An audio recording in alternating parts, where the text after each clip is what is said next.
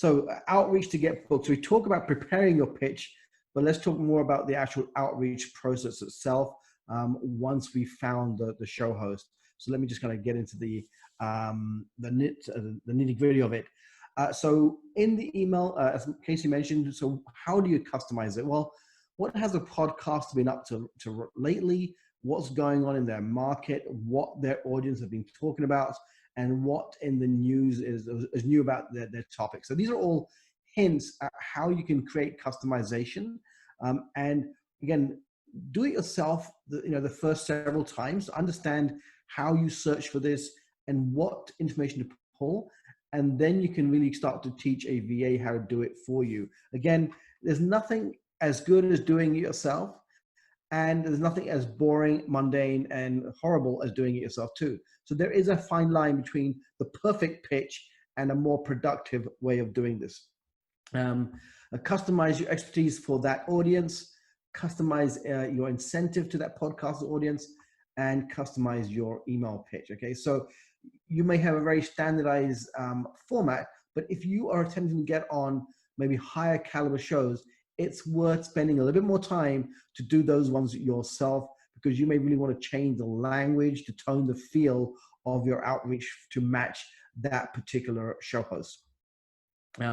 So that there's that practical approach between personalized and customized approach to getting booked. And this happens before you send the email, right? Now, here's the thing. Just because you created this wonderful one email, it does not mean that the show host is going to respond the first time. And this is where a lot of people lose a lot of opportunity, whether it's in sales follow-up or in this case, a podcast or interview follow-up. Just because a host does not get back to you does not mean they are not interested. It could mean they're just so busy, or they themselves are fairly dysfunctional in terms of how they're managing their operation. So consistency in the follow-up is important. What I train my VAs to do is a initial email, and then a 3, 5, and 7 day, then it goes to 10, and then even 30 days out. Now in sales, I normally just do 3 attempts, but in podcast world, we go a little bit longer in terms of our follow-up here. Now, they may not be responsive in email, so be prepared to go to using text, social media, video email. So try a variety of different ways to get yourself in front of the host. And said, if you want to learn more about using virtual assistants to do a lot of this hustle, is what I call it, then go to followupstir.com. It's on the bottom of the slide there. So followupstir.com. That's what I call my VAs who help me with this work, and we'll show you how you can hire them to get some of this work done. They can also do, a lot of your sales follow-up as well. So anything that's to do with follow-up, pre-sales, post-sales, it's a very similar system that we're teaching here today. Okay, so you want to have, again, in your pitch, link to other podcasts you've done.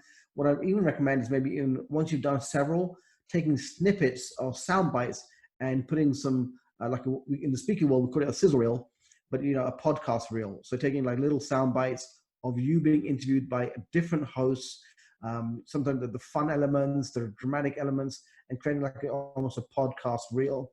Any links to articles you've written. So I've started now writing articles on medium.com.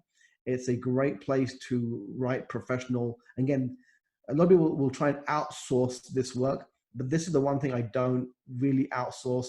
I'll have somebody do the research for me if there's things that I want to add into my article, but I'll do the final writing myself, and that goes on medium.com.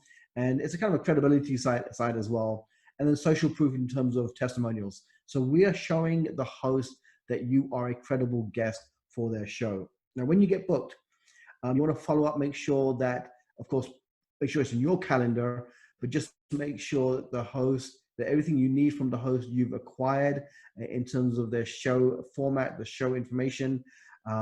So do reach out